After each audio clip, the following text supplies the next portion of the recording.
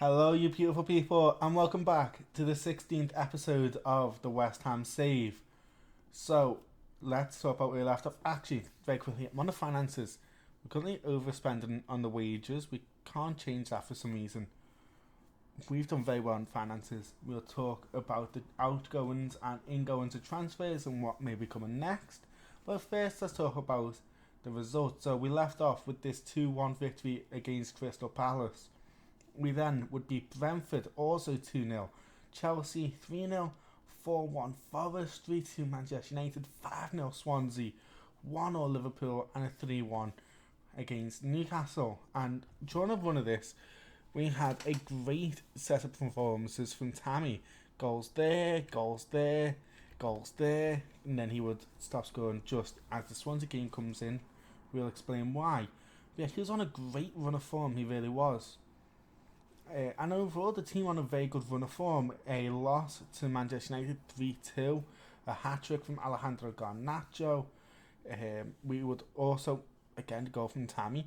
We would also draw 1-0 in the first leg of the Carabao Cup semi-final. We're about to go into the second leg. As you can see, an 86-minute goal from Diaz. That was after a very exciting 75-minute sending off and an 82-minute goal. And I'll be honest with you guys, these 3 episodes have all been recorded and all been deleted for one reason or another. But overall, really good performances from everyone. We progressed through into the 4th round after that 5-0 win, and you'll see recently it's been the Mohamed Kudus story. We've also been having great performances from a lot of different players. So transfers out, first and foremost, you'll see there 2 of the players we may be bringing in. So we start off in the 10th of January. Tammy Abraham was sold to Al Nassr for £50 million. A great player, but during his time, we had one big issue, was his inconsistency. He would have a lot of very good chances, never quite score. He'd have a lot of really, really good moments, but just never quite hit that top form that we wanted, that like Sir Patson Daka had. And yeah, I just felt like we could have gotten a better player, and for £50 million you've taken one of our highest earners off of our wage budget. We've made a lot of money for him, and we don't have to worry about his injury problems. Already in his one appearance for Al Nassr, he got a brace and only a 5.6 rating, so clearly there was something going wrong there. However, some more sales were made. Edson Alvarez would go to Al Ahly, also for £50 million. And that's why I want to bring up a question. Is Saudi Arabia ruining Football Manager? For me, there's definitely a part of it that it is, because it is so easy to gain funds and reinvest them. And yeah, there's definitely downsides and upsides to it. It's hard to keep hold of your best players. For example, I probably wouldn't have sold Alvarez or Abraham to anyone else. But we just got £100 million for 2 players who were both they weren't dead set starters. Lewis Orford, well, you already knew David De Gea left. We have signed someone in to replace him who is similar. And my computer's running very slowly. Yeah, he's gone. Makes sense. This, I think, is one of the most... I think all these sales out are actually realistic. David De Gea, of course, would want to be a starting goalkeeper. Turkey, always willing to bring in the older veterans to become a starter. And yeah, I see no reason he would be a backup, but he would pick up blisters, so clearly struggling with the heat after spending so long here in Britain. Lewis Orford, who is a very, very talented midfielder, has gone on loan to Peterborough. We also would sell Keelan Casey.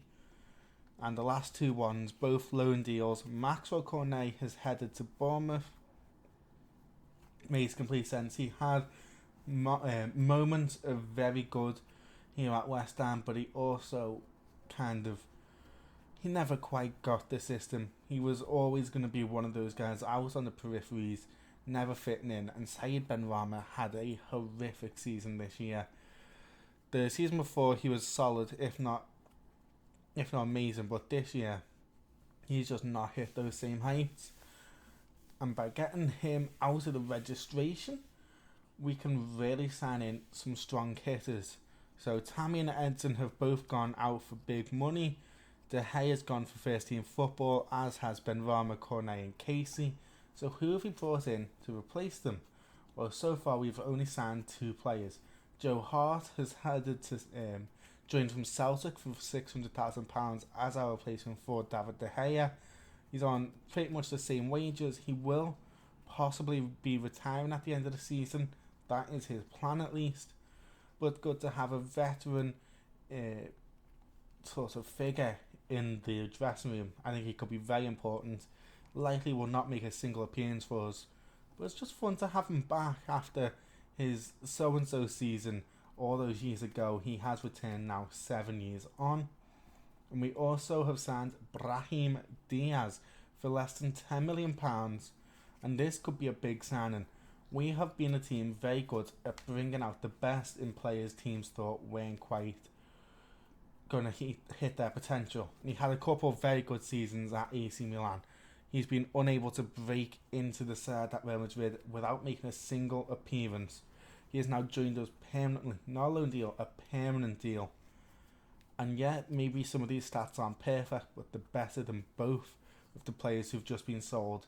And as a possible playmaker and just all-round visionary for our offense, I think Brahim Diaz is a great fit. We also have 2 other players who we're looking at bringing in. Andre from Fluminense, clearly a lot going on here, 23 years old. Whilst we can't see a lot of those stats, the strength and pace, the vision, the tackling, I want to try and remake this team more in the image that I want. Andre is exactly what I'm looking at. He's under a few other bids. No, he's just under bid from West Ham. He's also wanted by Marseille. Maybe he works, maybe he doesn't. I'm happy no matter what. But hopefully he joins soon, as I want to start building a team a little bit more technically proficient. And speaking of technical proficiency, Gonçalo Borges, who is such a good footballer. Again, he's not entirely scouted, and that's because it's January. A lot of the players who I want to sign, we either don't have the time to get the full picture, or they've just signed their contracts, or the teams don't want to sell. So we're paying £43 million for Gonçalo Borges. And to be honest, I'm not entirely sure on him. His height definitely appeals to me, but I feel like some of these other stats aren't great. And the only other option, because I've looked through all the left wingers, I really have, from Matoma to, to be honest, you guys can look at some of the players here. I've got a couple on the list. But there is a lot of very good talent, which I've scanned through. Jesus Christ, this computer's taking so long. So, looking through here, you'll probably see a couple. EC Palazon, but I thought he was a little bit too old. Can Lewis Potter, Clivert, if you've got a little bit higher up.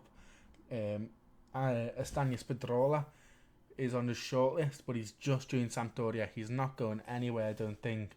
And I also feel like there's definitely a better player, because we need here and now. Van Brederode, you know I'm a big fan of, just didn't fit the role that I'm looking for. That's the honest truth. But maybe for £55 million, it's only 12 million more. Maybe he's the better person to sign than oh my god, I don't even, where is he? I've forgotten his name. Then Borges. So if you compare the two, if we were to compare Van Brederode,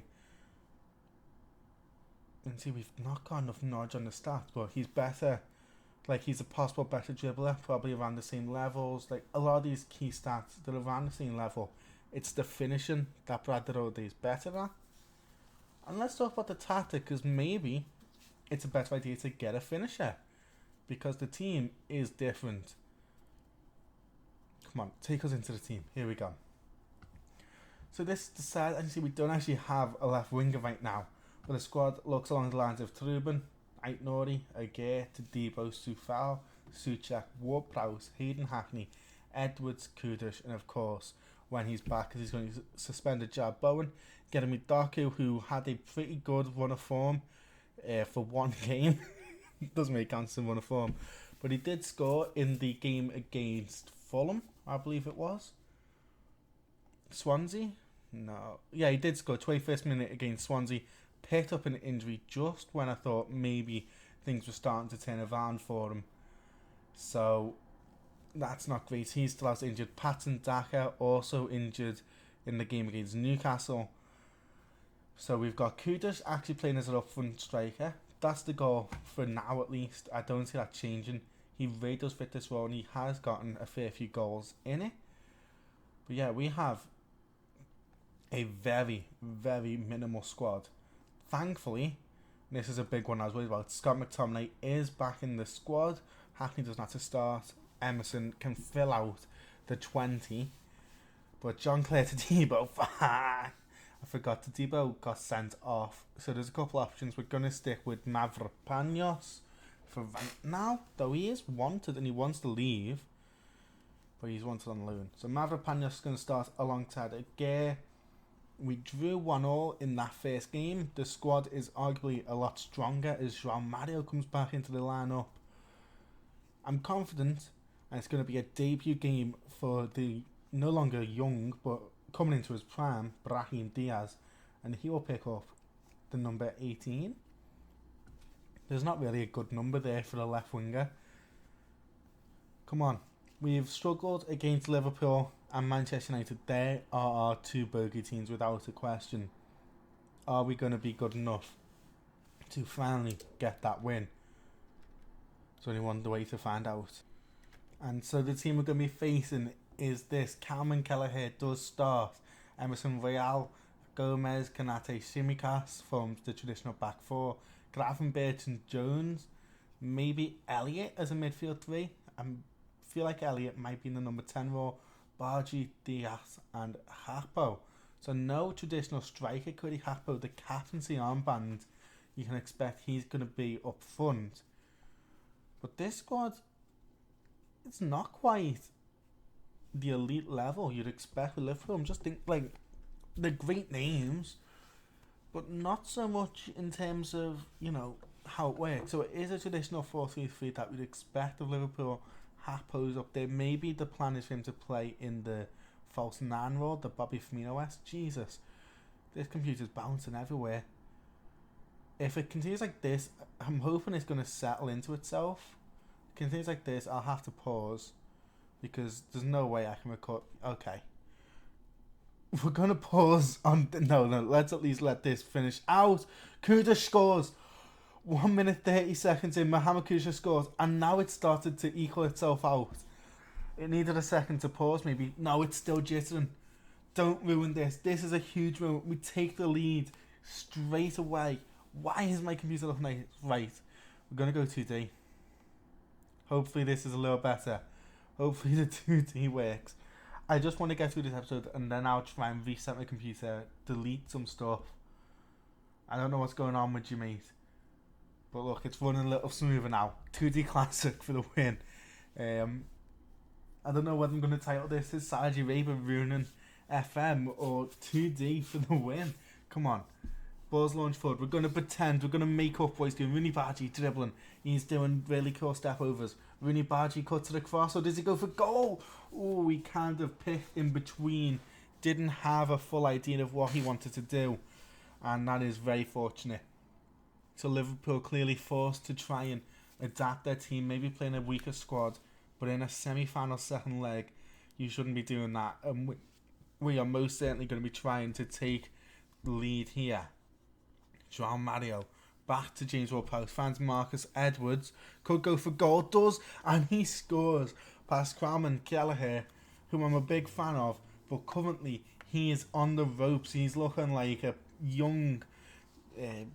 TJ Dillashaw. No, Cody Garban when he fought TJ Dillashaw. João Mario, Ward-Prowse, Edwards. Boom! Kelleher just jumped. Oh, we thought we're going back to TV. It looks a little nicer now. Gravenberch. No, it doesn't. Why does the replay look good? Gravenberch misses his free kick. A great save by Truban. That's how you jump, Kelleher. He doesn't know how to jump. So after this is going to be a 1-game episode. We're going to look at some of the potential leading strikers we can maybe sign. as if there's no great left wingers, which I haven't seen a left winger who sticks out to me as the number one guy. Ansu Fati didn't want to join. I'm trying to think who else we looked at. But yeah, I just never answered in join. Maybe. Oh, Marcus Edwards sneaks that in 3-0. A double from Edwards. Maybe we don't need one. Edwards, Brahim, and the ever-talented Jared Bowen could fill out the winger options with Doku as the fourth. Beautiful. Very beautiful goal there. And of course, Kudush can move out wide. So maybe that's the plan. Because Marcus Edwards has scored 2 against a very solid Liverpool lineup. And we are running away with this. I don't think anyone expected us to be this good. As McTominay steals the ball. It's Marcus Edwards on it yet again. Could try and break his man. Does. Good save. Kudush couldn't kill that one in. But it's 3-0. 41 minutes left to go. This is huge. Right when it's most important. We're coming towards the end of January. Players proven why they should be in this squad. Everyone's on the chopping list. There's no one who's safe. And everyone's playing their best. Right when we're getting towards the big knockout stages. This is perfect for us. 3-0 against Liverpool as the game once again pauses. What is wrong with my computer? I don't really want to reset it now. Do you ever get that feeling when you turn off a save, you're on a very good run, you leave it, you come back the next day, everything goes wrong, and vice versa. It does happen vice versa, where everything's going terribly, you just leave it, you come back the next day, you don't change anything, and everything's perfect as Kudush hits the post. Really nice football there from James Ward-Prowse. Very disappointing, it didn't quite work out. But I'm liking this so far. We've reduced the squad. I want to do that to give the younger players a chance.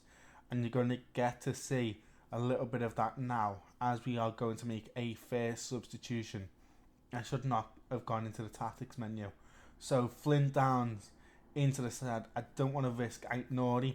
I'm more than willing to risk Emerson.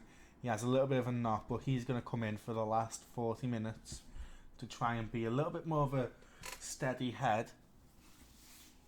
That ball in. Hapo wins a header. Big respect to the young Dutchman. As Sepp van der Berg has came in. Come on, we can really take it to this back line now. Kelleher, Van der Berg, Shimikas, Emerson. There's no way this team is... I don't know what's wrong with this team. There's not that many injuries. Liverpool look a shell of their former selves. They look a half-decent European side. This squad would hardly win out of the Vise. Let's really show them what's good. Let's go attacking. Let's praise the squad. Let's get that hat-trick for Marcus Edwards. Brahim Diaz not having his best day. I'm going to do something crazy. I'm going to change him to being an advanced playmaker off that left-hand side. We don't really have your traditional aggressive playmaker. That came down to more the work of our fullbacks and Ward-Prowse when he feels like it. Kudush with the assist from James Ward-Prowse. Right as we said, he doesn't offer too much in terms of offensive playmaking. He proves me so wrong. And of course, a lot of that would come through the great work of Edwards and Mario. There we go, Ward-Prowse. It's a bit lucky as it bounces off of the centre-back Nallo. Wait, what? Van den Berg immediately substituted off for Nallo. Who on earth is Nallo? Is he Spanish? Should be Nio? No, he's English. He played for us! What? We sold him. This is the biggest... What? You mean for an undisclosed fee in 2024? I didn't know we did undisclosed fees. Amaro Nallo. Hello, mate. He looks pretty good. I'm so confused. My head's just blown. I apparently sold him to Liverpool this season. I've never heard of him in my life. So Brahim not having his greatest day. Cummins off for Sean Moore. Another young player getting his chance. Vladimir Soufal is also going to be substituted on. And we're going to make all of our substitutions. Hayden Hackney comes in for James Ward-Prowse. So yeah, Sean Moore, who has made an appearance or two last season, makes his first appearance now. For this season, exact same situation as in last year where we just had nobody. I don't see much in Sean as Edwards nearly scores from that corner kick. But this is an incredible game. The fact we've been willing to bring on more Hackney and Downs in this game really does show just how good we are as we almost make it 5-0. London Stadium may not be our home for much longer, and it's so frustrating because we finally made it a place teams don't want to go to. This squad looks great, and no one can say we were relying on a 4-2-3-1 gegenpress or whatever. We have changed the tactic. We keep changing the tactic. This squad is just that damn good. As here is Sufal. Hackney falls, and Mohamed Kudish gets that hat-trick. 2 hat-tricks now this month, both in cup fixtures. But you can take nothing away from this one. A hat-trick against Liverpool. What a team we have become. There is no denying West Ham United now. We are that team. We are that damn good. And Hackney looking for his assist. Usually when he's on the pitch something happens. And here he goes. Could pull it across. Goes for goal. Hayden Hackney gets his fourth goal of the season. That's how good he is. He has more goals than Doku. He's got more goals than Ben Varma. More goals than Cornet. That is how good Hayden Hackney is.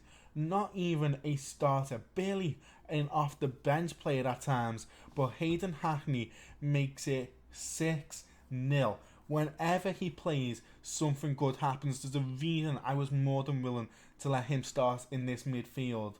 And this squad doesn't need that big number 1 signing. We are willing and we are very, very happy to use the young players to bring through that next generation. And I love this squad and I can't deny it. West Ham United, this save has been so fun because I haven't bought the best players. Yeah, you can look at Edwards and Abraham and whatever, João Mario, but those are not the guys everyone else doing an FM save at the top of the Premier League are going to buy. I didn't go to the most obvious. Hell, I rejected the likes of Shelderup. We are relying on players who are willing to fight for this squad, who believe in West Ham, who get West Ham. And we have just beat Liverpool 6-0 in a cup semi-final. That is how good we are. A hat-trick from Mohamed Kudish. This squad is beautiful. And to be honest, with how good that offense was, I'm looking more towards can we sign a better player than Andre for that defensive midfield spot. Because I like Andre, I do. But if we can get someone who plays a deep line playmaker role to the highest of levels, we could really have a top player on our hands. I'm happy with goalkeeper. I'm happy with this back four. I'm happy with Ward-Prowse. Maybe McTominay could move on. But the rest of this squad looks really, really good. Now Jared Bowen can come back into this lineup.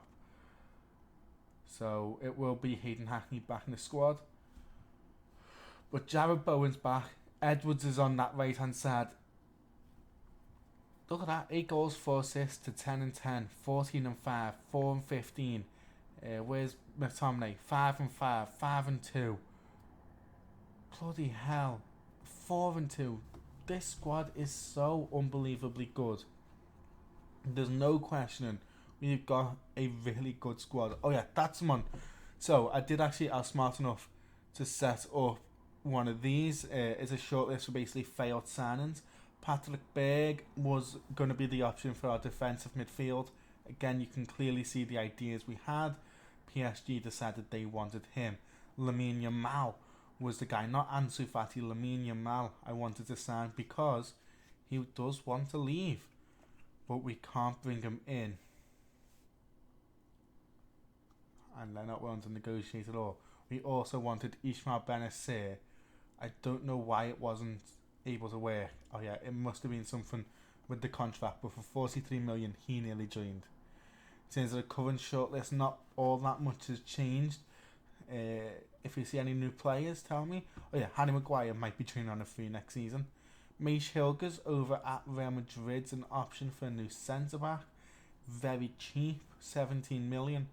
Joe Bellingham, because I do like my young English midfielders is an option. Is there anyone here who you think, oh yeah, Peter Rakov, I did actually look at signing, because he'd be a younger striker who wouldn't necessarily be brought in to start, but could be a very solid option if you want to try and develop someone under the understudy of the likes of Patson Daka.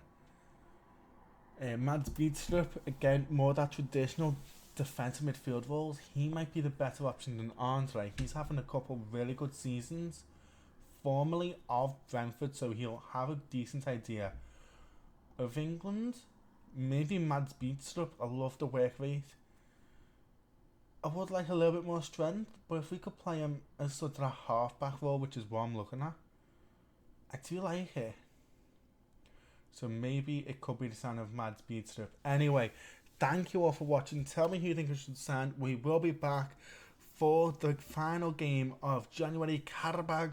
It's in a couple of weeks, and that game against Karabag will also coincide with transfer deadline day as we make the last couple of signings. Thank you all for watching. Please like and subscribe if you enjoyed the video, and stay safe. Goodbye.